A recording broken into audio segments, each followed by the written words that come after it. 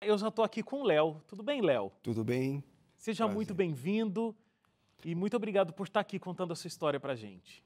Prazer é grandioso poder estar aqui com vocês e passar um pouquinho do que eu vivi, da história que o nosso Senhor fez na minha vida, né? Amém. Ô, Léo, você é o terceiro filho de 4 filhos, né? De 4 Sim, irmãos. E aí, você cresceu num lar, pelo que eu entendi, religioso, vocês eram católicos, mas aí você começou a apresentar um problema de gagueira, né? Você começou a ter ali a sua gagueira, você tinha 9 anos. sim. Antes disso não apresentava, naquele momento começou a surgir, você gaguejava fortemente em alguns momentos. A sua mãe, principalmente seus pais ali, né, pensaram que era ciúmes porque tinha nascido o irmão mais novo. E Sim. geralmente acontece isso com as crianças, né? Chega um bebezinho, a atenção já vai ali um pouco mais para ele e a criança começa a desenvolver algum tipo de sintoma para chamar a atenção. Só que o fato é que a sua mãe resolveu te levar numa benzedeira para poder curar essa gagueira.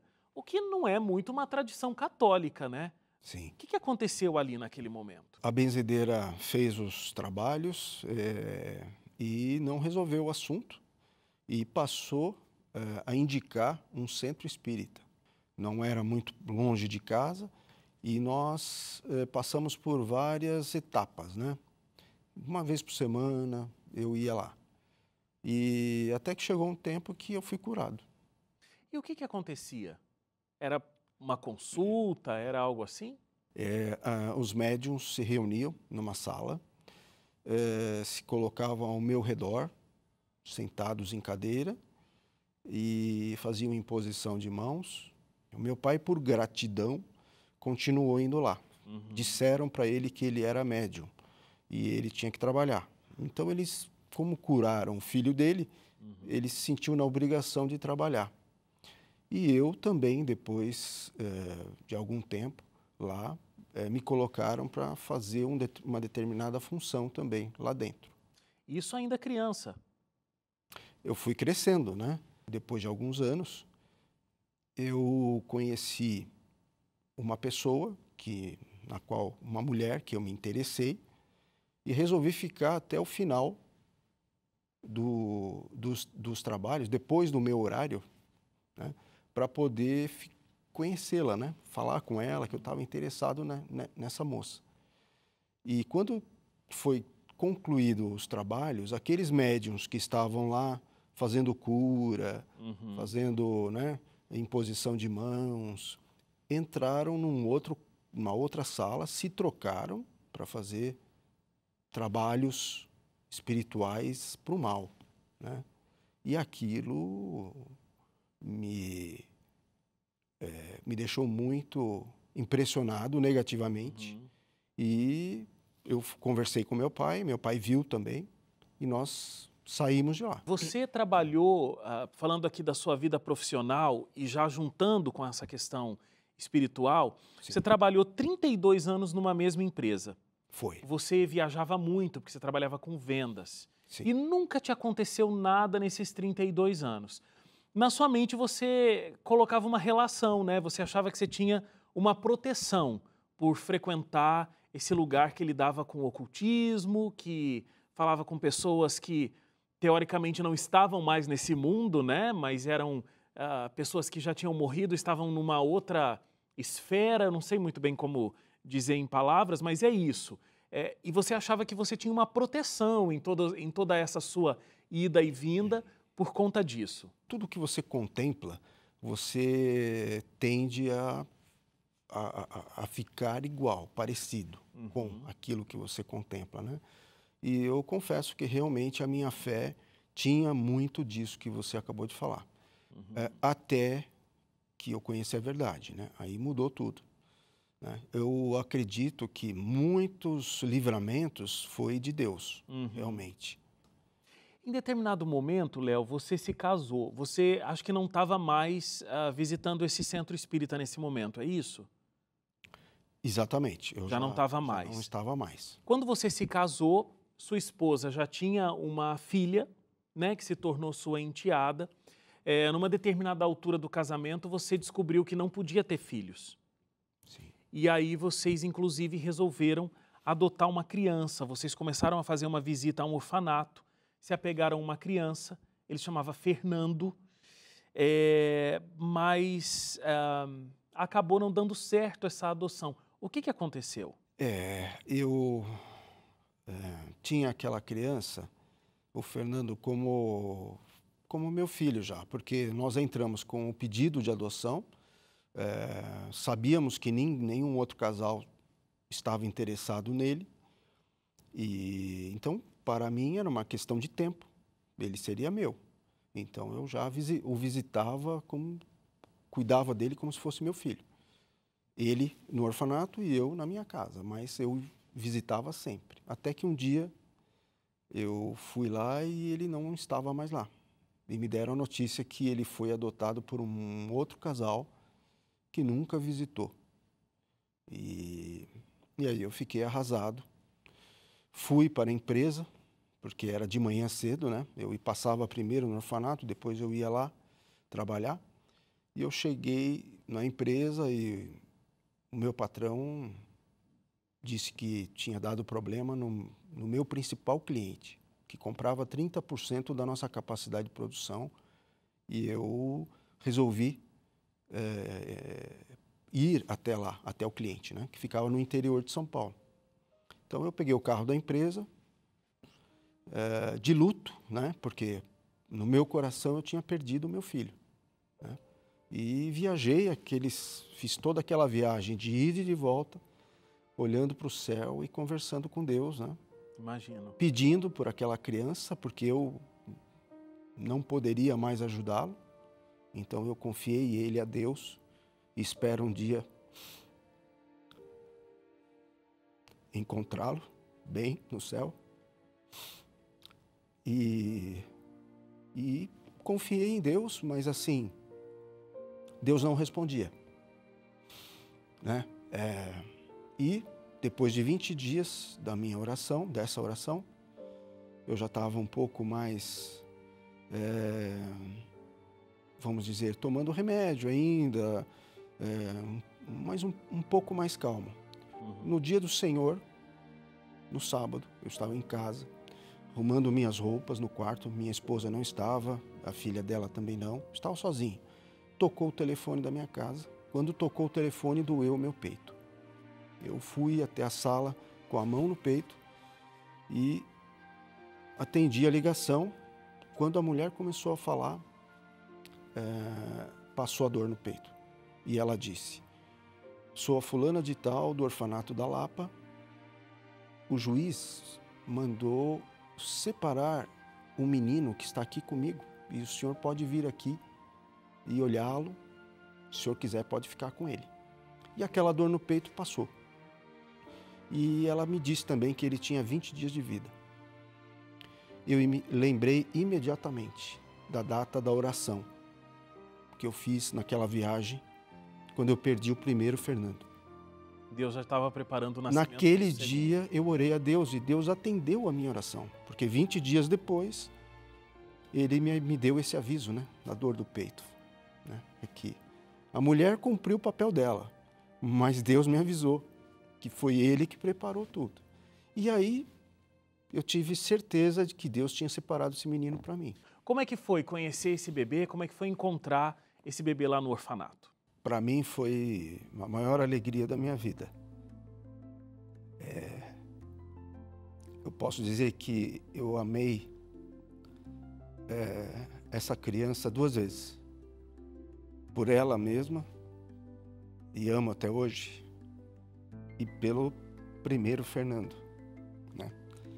Que eu realmente não sabia que tinha esse dom, esse amor, né? Essa vontade toda de ser pai, e então foi uma descoberta muito grande, né? Da minha capacidade de amar. Mas você sonhava em ser pai, você sonhava em constituir uma família? Eu sei que, inclusive, no seu casamento, você já considerava essa sua enteada filha mesmo, né? Vocês tinham um relacionamento muito bom. Esse essa coisa da paternidade sempre foi um sonho muito grande seu? Sempre. Eu sou o terceiro filho, né, de uma família de 4 filhos e sempre tive esse sonho. E eu sei que as crianças, elas são mais Puras. carentes, puras, totalmente dependentes, né? Enquanto os seres humanos, os adultos, eles tendem a já colocar suas vaidades, né? E então eu vejo a mão de Deus nisso, né? Já me Claro. preparando para receber a mensagem que viria logo em seguida, né? Como estava a sua vida espiritual nesse momento, casado e tendo recebido o Fernando na sua casa? Porque você não frequentava mais o centro espírita de antes, Não. porque se decepcionou lá, mas você frequentava alguma igreja naquele momento? A Igreja Católica, porém, não mais... Não praticante. Não praticante. Eu ia em casamentos, batizados. Você, nesse momento, tem uma grande decepção também, né? Você descobre que a sua esposa estava tendo um caso extraconjugal e aquilo foi um impacto muito forte para você, né? Foi. Eu a amava muito e realmente foi um baque muito grande e veio de uma forma, né, a revelação veio de uma forma que consolidou o que eu já tinha percebido, que Deus estava cuidando de mim, né? O próprio Deus, né? E não mais aquelas crenças espirituais. Por que você diz isso? Por que você acha que Deus estava cuidando de você com aquele acontecimento? Porque eu orei a Deus pelo Fernando, pelo meu filho, né? Pelos dois, né, meninos, né? E ele respondeu a oração. Então, a minha fé, posso dizer que ela nasceu de verdade ali. Sei. Deus usou um filho para se revelar a mim. E quando você tem essa grande decepção, você não esperava, né, isso da sua esposa, o relacionamento que você tinha também com a sua enteada, tudo ali, tinha acabado de receber esse bebê, um presente de Deus, mas aí você descobre esse caso extraconjugal. Em algum momento você não fica decepcionado, você não fala, poxa Deus, mas por que isso está acontecendo comigo agora que eu estava constituindo uma família? Como é que isso gerou um impacto em você? Como eu disse, eu amava a minha mulher e a Juliana. E quando eu descobri essa traição, também foi revelação de Deus. E eu encontrei lá uma declaração de amor de uma outra mulher que eu conhecia, frequentava a minha casa, só que eu não sabia desse envolvimento delas. Eu voltei para o quarto para falar com ela, com o pensamento de que, Deus, eu resolvo a situação, pode deixar, eu vou perdoá-la. Porém, quando eu acordei e mostrei a carta para ela, falei, já sei tudo a seu respeito, mas vamos conversar, vamos procurar, nós temos uma linda família. Ela abaixou a cabeça e quando levantou a cabeça, eu percebi que ela não queria perdão, ela queria separação. Eu vi ódio nos olhos dela e ela concluiu isso com a boca. Falou, eu te odeio e não quero mais você aqui. Pega suas coisas e some da minha vida. Aí eu fiquei nas mãos de Deus, verdadeiramente, né? Porque como eu sairia dali com meu filho, né? A mãe biológica o rejeitou. E a mãe adotiva é a única que ele tem. Depois, Deus preparou uma outra mãe para ele, que foi a minha mãe. Quando eu fiquei com a guarda da criança, eu fui morar com meus pais. E a minha mãe passou a ser avó e mãe, fazer o papel da mãe boa, né? Da mãe que ama, da mãe que dá bons exemplos, da mãe que ensina os caminhos de Deus. E estamos juntos até hoje. E como foi essa relação espiritual de Deus ser o seu conforto nesse momento de tremenda angústia e você de fato entregar a sua vida completamente nas mãos dele, inclusive decidindo pelo batismo, né? Uma mostra pública de que realmente você estava entregando a sua vida nas mãos de Deus. Quando Jesus falou, eu conheço as minhas ovelhas e elas ouvem a minha voz, eu vivi isso na prática. Ele cuidou de mim, cuidou de nós. Houve uma briga na justiça pela guarda da criança e ele me deu a vitória que eu tanto clamei.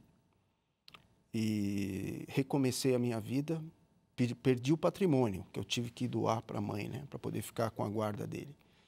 Mas eu comecei a reconstruir a minha vida junto com os meus pais, estamos juntos até hoje e eu vejo claramente a mão de Deus separando e cuidando de nós, sabe? Inclusive meus pais também se batizaram em dezembro do ano passado, uma consequência natural do nosso relacionamento de amor, do seu testemunho dentro do meu da casa. testemunho. Como é ter uma vida, de fato, entendendo quem é o Deus da Bíblia, entendendo quem é aquele Deus que a palavra dele apresenta e você vivendo esse relacionamento tão próximo com ele hoje? Porque você viveu uma vida de tanto engano, né? Um caminho tortuoso aqui, um caminho tortuoso ali e tal, e hoje você vivendo, de fato, entregando a sua vida todos os dias nas mãos de Deus. Como é essa sensação? Porque naquele momento você tinha um sentimento de proteção, mas hoje você sente Deus te protegendo. Qual a diferença? Total.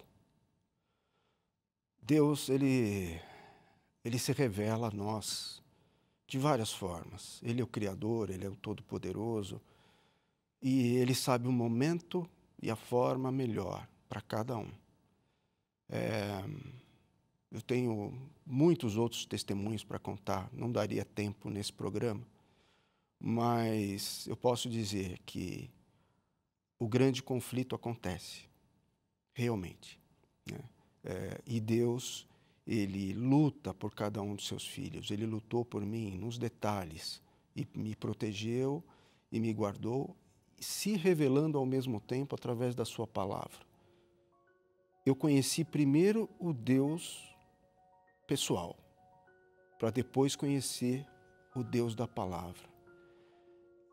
E Jesus falou: aquele que permanece ligado a mim dará muitos frutos, né? Eu sou a videira, né? Vós sois os ramos. Então, eu entendi quando eu li essa passagem, pela prática, né? Porque ele me colocou numa situação de dependência total, eu precisava de milagres, né? E para que eu confiasse nele. E quando eu conheci na palavra, eu chorava a cada página que eu lia, né? E sabendo pelas profecias que nós estamos vivendo os últimos dias desse mundo, assim como o arsenal do inimigo, né? Tirando a atenção da gente, levando a atenção para o dinheiro, para sexo, para tudo que nos afasta de Deus, eu vejo Deus agindo pessoalmente, indo atrás, lutando por cada filho seu, porque todos nós somos filhos dele e todos terão uma oportunidade, né? Amém. Obrigado, Léo. Obrigado por ser tão carinhoso com a gente em contar a sua história aqui, pode ajudar muitas pessoas. Sim. Que Deus continue te abençoando, abençoando a sua família, te abençoando como pai e cuidando de você em todos os momentos. Obrigado e que Deus te abençoe. Obrigado a todos nós, vocês também. Obrigado a você também que ficou com a gente até agora. Esse mesmo Deus de detalhes, esse Deus de milagres que a gente viu na história do Léo, ele está disponível para você nesse momento. Ele já está aí com você. É só você aceitá-lo. A gente se encontra amanhã às 11h30 da noite. Até lá. Tchau, tchau.